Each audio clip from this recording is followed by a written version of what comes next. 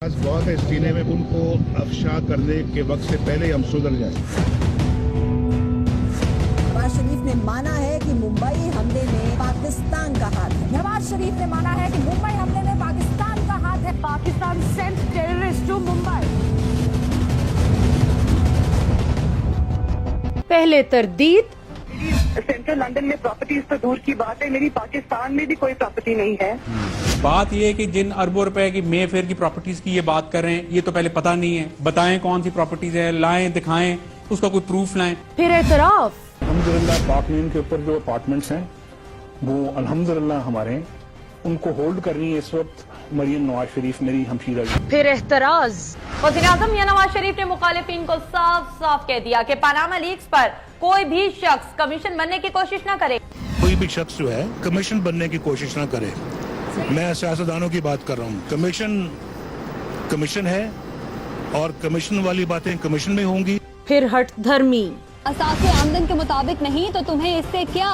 नवाज शरीफ की फिर अदलिया पर नुक्ताचीनी। ज़राए आमदन और ये ज़राए आमदन और हमारे अखराजात को मैच नहीं करते। भाई अगर नहीं भी करते तो तुम्हें क्या है भाई। फिर कानून की पकड़। सुप्रीम कोर्ट ने पनामा लीक्स पर तमाम दरखास्तें काबिल समाअत करार दे दी। पहला फैसला कबूल।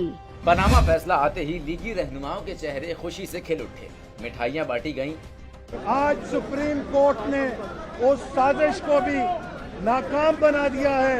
दूसरे फैसले पर अदालतों पर हमला। ये जज साहबान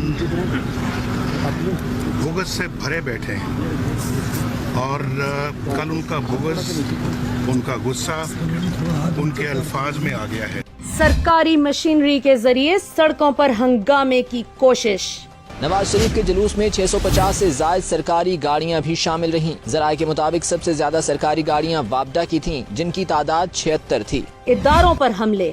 लेकिन जिन्होंने एहतसाब को इंतकाम बनाया, उस एहतसाब का भी एहतसाब होगा। आलमी ताकतों से मदद लेने की कोशिशें, और अब जब कुछ न बन सका तो मुल्क की सालमियत पर हमला। कुलभूषण के खिलाफ लबकुशाई ना करने वाले नवाज शरीफ आज मोदी की जबान बोलने लगे। उनका कहना है कि पाकिस्तानी दहशतगर्द मुंबई हमलों में मुलव्विस थे। मियां साहब, अब आप जो मर्जी चाल चल लें, अब पाकिस्तान की अवाम आपको पाकिस्तान पर मुसल्लत नहीं होने देगी।